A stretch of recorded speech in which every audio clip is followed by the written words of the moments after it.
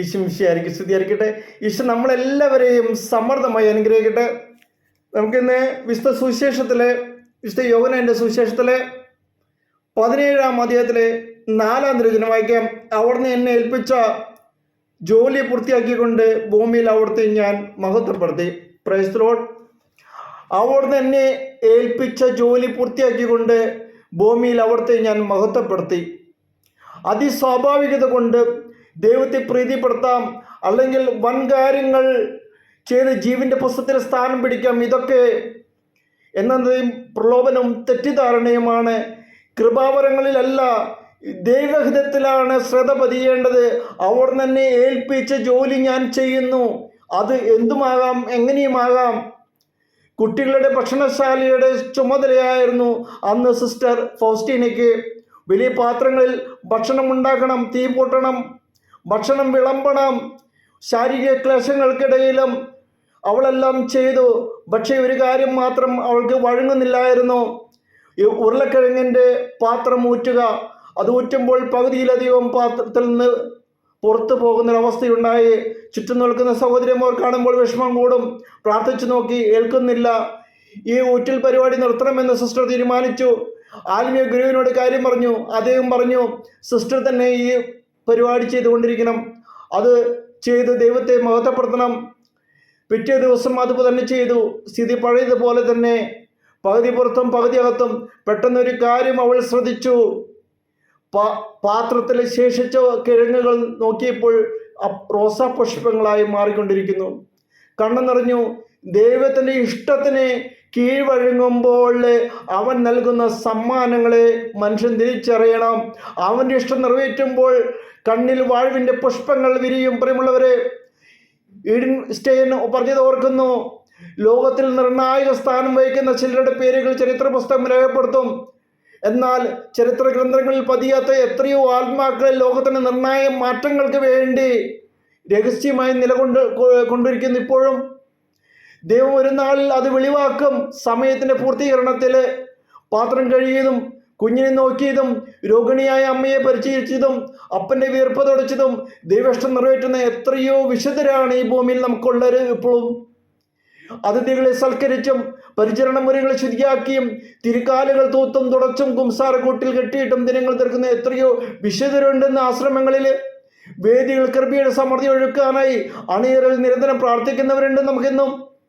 മൈലുകൾ വാഹനം ഓടിച്ചൊരു കർത്തൃദാസരെ പൊതിഞ്ഞു പിടിക്കുമ്പോൾ ഇതെല്ലാം ദൈവേഷ്ടത്തിൻ്റെ ആവിഷ്കാരങ്ങൾ തന്നെയായിരിക്കും. ഏതെങ്കിലും ഒരു കാര്യത്തിൽ അമിത പ്രാധാന്യം കൽപ്പിക്കുന്നതല്ല വിശുദ്ധി, മറിച്ച് ദൈവേഷ്ടം നിറവേറ്റുന്നതാണ്. മറിയം പറഞ്ഞില്ലേ, അവൻ പറയുന്നത് പോലെ നിങ്ങൾ ചെയ്യുക. ഒരുപാട് പേരുടെ ദൈവത്തിന് ഇഷ്ടങ്ങളെ അവഗണിച്ചും സ്വന്തം ഇഷ്ടത്തെ ബലി കഴിച്ചും ദൈവത്തിൻ്റെ ഇഷ്ടത്തിന് ആമയം പറയുന്നതാണ് വിശുദ്ധി. നമ്മുടെ ഇഷ്ടാനിഷ്ടങ്ങളെല്ലാം മാറ്റി വെച്ചുകൊണ്ട് ദൈവ ഇഷ്ടത്തിന് ആമയം പറയുമ്പോൾ അവിടെ വിശുദ്ധി കടന്നു വരുന്നു. പ്രവൃത്തിയുടെ വെളിച്ചത്തിലല്ല, ദൈവത്തിൻ്റെ ഇഷ്ടം നിറവേറ്റുന്നവരാണ്. അതാണ് പ്രധാനം. പ്രവൃത്തികളെ ശ്രേഷ്ഠതയിലും വലുപ്പത്തിലും മനുഷ്യൻ കണ്ണുവെക്കുമ്പോൾ ദൈവത്തിൻ്റെ കണ്ണുകൾ അവനെ അനുസരിക്കുന്നവരെ തേടുന്നു. പ്രിയമുള്ളവരെ, വചനത്തെ 4 കഥാപാത്രങ്ങൾ നമുക്ക് കാണാൻ സാധിക്കും. ഒന്ന് സക്കയോസ്. ലൂക്കയുടെ സുവിശേഷത്തിലെ 19 വചനത്തിൽ വ്യക്തമായിട്ട് പറയുന്നുണ്ട്, ക്രിസ്തുവിനെ കണ്ടുമുട്ടിയതേ അവൻ്റെ ജീവിതം വഴിമാറി. വഞ്ചിച്ച മുതലിന് 4 ഇരട്ടി മടക്കി കൊടുത്തു. ശേഷിച്ചതിൻ്റെ പകുതി ദരിദ്രർക്കും. പിന്നെ അധികമൊന്നുമില്ല. അവൻ ക്രിസ്തുവിലേറെ സമ്പന്നനായി ജീവിക്കുന്നത് കാണുക. അവൻ്റെ സമ്പത്തിൻ്റെ അടിസ്ഥാനങ്ങൾ പലതും തലകീഴായി മറിഞ്ഞു. ക്രിസ്തുവിനെ കണ്ടപ്പോൾ അതേസമയം തന്നെ അവൻ ഇനി വീട് പണിയുന്നത് പാറമേലായി മാറി. ധനികനായ ഒരു യുവാവ് മത്തായിയുടെ സുവിശേഷത്തിലെ 19 വ്യക്തമായിട്ട് വാദിക്കുന്നു. നിത്യജീവൻ അവകാശമാക്കാൻ ലക്ഷ്യമായിട്ടാണ് ആ യുവാവ് ക്രിസ്തുവിനെ സമീപിച്ചത്. ഇത്തരം ചോദ്യം ചോദിക്കുന്നവരുടെ ആ ചെറുപ്പക്കാരൻ ചോദിച്ചത്, അവൻ്റെ പ്രായത്തിലുള്ള ചെറുപ്പക്കാർ വീണു പോകുന്ന കല്ലുകളിൽ ഒന്നും തന്നെ തട്ടി ആ ജീവിതം തകർന്നു പോയിട്ടില്ലായിരുന്നു. ധാർമ്മിക മനുഷ്യനാണ് അവൻ. നല്ല മനുഷ്യൻ്റെ എല്ലാ ലക്ഷണങ്ങളും തികഞ്ഞവൻ. പക്ഷേ ക്രിസ്തു പറയുന്ന ഒരു 2-ാം മൈൽ യാത്ര ചെയ്യാൻ അവനാവുന്നില്ല. നീ പൂർണ്ണനാകം എല്ലാം നഷ്ടപ്പെടുത്തി വെറും കൈയോടെ വരിക എന്ന വചനം അവനെ ആകെ തകർത്ത് കളഞ്ഞു. ധാർമ്മികതയുടെ ഒരു കല്ലിലും തട്ടി വീണോടെയാർത്ത ചില കഥാപാത്രങ്ങൾ ക്രിസ്തു വചനത്തിൻ്റെ മുമ്പിൽ തകർന്നു വീഴുന്നത് നമുക്ക് കാണാൻ സാധിക്കും. ജീവിതത്തിലെ 98% സമർപ്പിക്കാൻ നമുക്ക് എളുപ്പമാണ്. ശേഷിക്കുന്ന 2% നമ്മുടെ ജീവിതത്തിലെ പ്രശ്നം. അവൻ ചോദിക്കുന്നതോ ആ 2% മാത്രമാണ്. മൂന്നാമതൊരു വ്യക്തിയുണ്ട്, അപ്പനെ സംസ്കരിക്കാൻ അനുവാദം ചോദിക്കുന്ന ഒരു ചെറുപ്പക്കാരൻ. ലൂക്കയുടെ സുവിശേഷത്തിൽ 9-ാം അധ്യായത്തിൽ വ്യക്തമായിട്ട് പറയുന്നുണ്ട്, ഗുരുവിൻ്റെ പിന്നാലെ പോകാൻ വലിയ ആഗ്രഹമാണ് അവന്. പക്ഷേ അതിനു മുമ്പായി അപ്പനെ സംസ്കരിച്ചിട്ട് വരണം എന്ന് പറഞ്ഞു. പക്ഷേ ക്രിസ്തു ശിഷ്യത്തിന് ചിലപ്പോൾ ചോദിക്കുന്ന കപ്പം വളരെ വലുതാണ്. വീടിനെയും അപ്പനെയും വിട്ട് ഇപ്പോൾ തന്നെ കൂടെ പോരണം എന്ന് പറഞ്ഞു. ദൈവേഷ്ടം നിറവേറ്റാൻ ആവേശം മാത്രം പോരാ, വലിയൊരു വില കൊടുക്കണം. കൊയറിൽ പാട്ടുപാടാൻ കുറച്ച് താളവും ശബ്ദവും മതിയാകും. പക്ഷേ ക്രിസ്തു പറയുന്ന ജീവിതം പാടി തീർക്കാൻ അത്ര എളുപ്പമാവില്ല പ്രിയമുള്ളവരെ. 4-മത്തെ വ്യക്തിയുണ്ട്, ലഗിയോൻ ബാധിച്ച മനുഷ്യനാണ്. മർക്കോസിന്റെ സുവിശേഷത്തിലെ 5-ാം അധ്യായത്തിൽ വ്യക്തമായിട്ട് പ്രതിപാദിക്കുന്നുണ്ട്, മരിക്കും മുമ്പേ ജീവിതം സെമിത്തേരിയിൽ തളിക്കപ്പെട്ടു. ഈ ചെറുപ്പക്കാരൻ്റെ ജീവിതത്തിൻ്റെ വെളിച്ചത്തിലേക്ക് കൊണ്ടുവന്നത് ക്രിസ്തുവാണ്. ലഗിയോന്റെ ആധിപത്യത്തിൽ നിന്നും ക്രിസ്തു അവനെ മോചിപ്പിച്ചു. അവൻ ആവശ്യപ്പെടാതെ തന്നെ ജീവിതം തിരിച്ചു കിട്ടിയപ്പോൾ ഒരൊറ്റ ആഗ്രഹമേ അവനുണ്ടായിരുന്നുള്ളൂ. അവൻ പറഞ്ഞു, ഞാനിനി ഈ രക്ഷകന്റെ കൂടെ യാത്ര ചെയ്യണം, അവൻ്റെ ശിഷ്യനാകണം. വളരെ നല്ല ആഗ്രഹമല്ലത്, പക്ഷേ ആഗ്രഹമാണ്. പക്ഷേ യേശു പറഞ്ഞു, നീ വീട്ടിലേക്ക് പോകണം, വീട്ടിൽ പോയി നിന്റെ സൗഖ്യം സാക്ഷ്യപ്പെടുത്തുക. വീട്ടിലുള്ളവരും അതോടെ തിരുമയിൽ നിന്ന് വിടുവിക്കപ്പെടും. അവൻ്റെ നിയോഗം രക്ഷകന്റെ കൂടെ നടക്കാനല്ല, വീട്ടിലേക്ക് പോകാനാണ്. അവൻ പോയി. ഇനി ചോദിക്കട്ടെ പ്രിയമുള്ളവരെ, ഈ 4 പേരും ക്രിസ്തു പറഞ്ഞത് അതേപടി അനുസരിച്ചെന്ന് കരുതുക. നിങ്ങൾ ആരോടായിരിക്കും കൂടുതൽ ആദരവ്? എല്ലാം നഷ്ടമാക്കിയ ചെറുപ്പക്കാരനോടോ, അതോ എല്ലാം സംസാരിക്കാതെ തന്നെ രക്ഷകന്റെ പിന്തുടർന്നവനോടോ, അതോ സൗഖ്യം കിട്ടിയിട്ട് വീട്ടിൽ പോയി ആ യുവാവിനോടോ?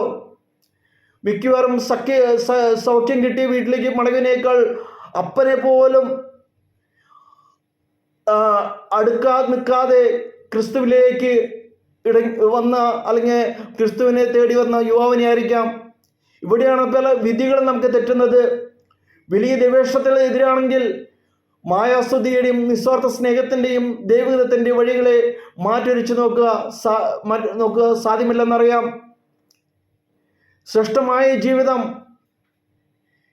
നമ്മുടെ ജീവിതത്തിൽ ഈ ശ്രേഷ്ഠമായ ജീവിതത്തിൻ്റെ പല ഘട്ടങ്ങളുണ്ട്. സന്യാസം പൗരോഹിത്യവും സ്വീകരിക്കുന്നവരുണ്ട്, നല്ലത് തന്നെ. മറ്റൊരു ജീവിതം മോശമായത് കൊണ്ടല്ല, പുണ്യം പുറയ്ക്കുന്ന കുടുംബനാഥൻ ഇല്ലാഞ്ഞിട്ടല്ല, അബയുടെ ഇഷ്ടം നിറവേറ്റുന്നവനാണ്, അല്ലെങ്കിൽ പിതാവിൻ്റെ ഇഷ്ടം നിറവേറ്റുന്നവനാണ് ദൈവഭക്തൻ എന്ന് പറയുമ്പോൾ നൽകിയ ദൈവത്തിൻ്റെ മുമ്പിൽ സ്വീകാര്യനാവുന്നത്.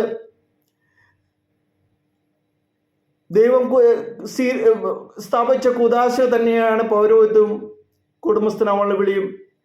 നിന്റെ വിളി നീ ജീവിക്കുക, അവൻ്റെ വിളി അവൻ ജീവിക്കുക, അത്രയേ ഉള്ളൂ. ക്രിസ്തു സ്ഥാപിച്ച കൂദാശകളെല്ലാം തന്നെ കൂദാശകൾ തന്നെയാണ്. നിന്റെ അതിൽ എത്ര ഉയർന്ന മാർക്ക് ഞാൻ നേടിയാലും കാര്യമില്ല. കാരണം നിന്നെ വിളിച്ച് വിളി തീർക്കുന്നില്ലെങ്കിൽ നീ കോപ്പി അടിച്ചവനാണ്. അത് നിന്റെ കഴിവല്ല. മറ്റുള്ള കോപ്പി അടിച്ചത് കൊണ്ട് നിനക്കൊന്നും നേടാനില്ല. പ്രിയമുള്ളവരെ, ഇതാണ് ദൈവം നിന്നോട് പറഞ്ഞത്. നീ കേൾക്കുമെങ്കിൽ അതായിരിക്കും ദൈവത്തിലേക്കുള്ള ഏറ്റവും വിളി. അവിടുന്ന് എന്നെ ഏൽപ്പിച്ച ജോലി പൂർത്തിയാക്കിയതുകൊണ്ട് ഭൂമിയിൽ അവിടുത്തെ ഞാൻ മഹത്വപ്പെടുത്തി. യോഹന്നാന്റെ 17:14 അതിനാണ് പറഞ്ഞത്. പത്രോസ്ലീഹയുടെ പുസ്തകത്തിൽ 2 പത്രോസിൽ 1-ാം അധ്യായത്തിലെ 10-ാം അധ്യായത്തിൽ പറയുന്നുണ്ട്, നിങ്ങളുടെ വിളിയും തിരഞ്ഞെടുപ്പും ഉറപ്പാക്കുന്നതിൽ കൂടുതൽ ഉത്സാഹമുള്ളവരായിരിക്കുവിൻ.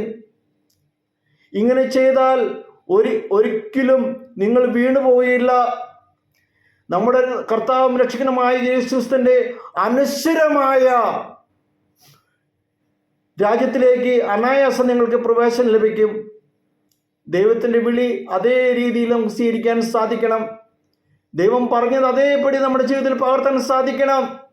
ദൈവം പറഞ്ഞതേ പ്രവർത്തിക്കാൻ പാടുള്ളൂ. നമ്മുടെ ആഗ്രഹങ്ങളെ ദൈവത്തിൻ്റെ ആഗ്രഹത്തിനോട് തുലനം ചെയ്തുകൊണ്ട് നമ്മുടെ ആഗ്രഹത്തെ ദൈവത്തിൻ്റെ ആഗ്രഹമായിട്ട് അവതരിപ്പിക്കരുത്. ദൈവം എന്താണ് എന്നോട് പറയുന്നത് അത് ചെയ്യുക. ദൈവത്തിൻ്റെ വിളിക്ക് കീഴ്പ്പെടുക. എങ്കിൽ മാത്രമേ നമുക്ക് അവിടുത്തെ മഹത്വപ്പെടുത്താനായിട്ട് പൂർണ്ണതമായിട്ട് മഹത്വപ്പെടുത്താൻ സാധിക്കുള്ളൂ. കർത്താവ് ഈ നോയമ്പ് കാലഘട്ടത്തിൽ ആ ഒരു വചനമാണ് നമ്മളെ ബാധിക്കേണ്ടത്. അവിടുന്ന് എന്നെ ഏൽപ്പിച്ച ജോലി പൂർത്തിയായിക്കൊണ്ട് ഭൂമിയിൽ അവിടുത്തെ ഞാൻ മഹത്വപ്പെടുത്തി. പ്രിയമുള്ളവർ, നമ്മൾ തിരിച്ചറിയണം നമ്മളെ ഏൽപ്പിച്ച ജോലി എന്താണ്. കർത്താവ് നമ്മളെ ഏൽപ്പിച്ച ജോലി അത് വ്യക്തമായിട്ട് നമ്മൾ ചെയ്യാൻ സാധിക്കുന്നുണ്ടെങ്കിൽ അതിലാണ് ദൈവമഹത്വം നമുക്ക് ദർശിക്കാൻ സാധിക്കുക. മറ്റുള്ളവരെ ഏൽപ്പിച്ച ജോലി നമ്മൾ ചെയ്യുമ്പോൾ അതിൽ പൂർണ്ണത കൈവരികയില്ല. അത് ഏതിന് ദൈവാനുഗ്രഹം കടന്നു വരികയില്ല. നമ്മൾ ഓരോരുത്തരെയും കർത്താവ് ഓരോരോ ജോലികൾ ഏൽപ്പിച്ചിട്ടുണ്ട്. ആ ജോലി പൂർണ്ണതയോടെ ചെയ്യുമ്പോൾ ഭൂമിയിൽ ഞാൻ അവനെ മഹത്വപ്പെടുത്താൻ സാധിക്കും. ഈ ഏതാനും വർഷങ്ങളിൽ മാത്രമുള്ള ജീവിതം നമുക്ക് ദൈവം ദാനമാണ്. ഈ വിളിച്ച ജീവിതം നമുക്ക് ഒരു ദിവസം നമ്മൾ ഈ ലോകത്ത് നിന്ന് വിട്ടുപോകുമ്പോൾ കർത്താവിനെ പോലെ നമുക്ക് പറയാൻ സാധിക്കണം, ദൈവമേ അങ്ങനെ ഏൽപ്പിച്ച ജോലി പൂർത്തിയാക്കിക്കൊണ്ട് ഭൂമിയിൽ അവിടുത്തെ ഞാൻ മഹത്വപ്പെടുത്തി. ഇത് പറയാൻ നമുക്ക് സാധിച്ചാൽ മാത്രമേ നമുക്ക് പൂർണ്ണതയിലൂടെ നമുക്ക് ജീവിക്കാനായിട്ട് അല്ലെങ്കിൽ പൂർണ്ണതയിലൂടെ ദൈവത്തിന് മഹത്വപ്പെടുത്താൻ സാധിക്കുകയുള്ളൂ. നമുക്ക് ദൈവത്തിന് വിട്ടുകൊടുക്കാം. നല്ലവനായ ഈശോയെ, കർത്താവെ, ഞങ്ങൾ ഓരോരുത്തരെയും സമർപ്പിക്കുന്നു. കർത്താവെ, ഞങ്ങളെ ഏൽപ്പിച്ച ജോലികൾ തിരിച്ചറിയാനും ആ വിളിയിലൂടെ അങ്ങയെ മഹത്വപ്പെടുത്താനും ഞങ്ങളെ അനുഗ്രഹിക്കണമേ. ഈ തിരുവചനം ശ്രവിക്കുന്ന എല്ലാ മക്കളെയും പരിശുദ്ധാത്മാവിന്റെ അഭിഷേകത്താൽ നിറച്ചുകൊണ്ട് ഞങ്ങൾ ഓരോരുത്തരെയും അനുഗ്രഹിക്കണമേ. ഹല്ലേലൂയ.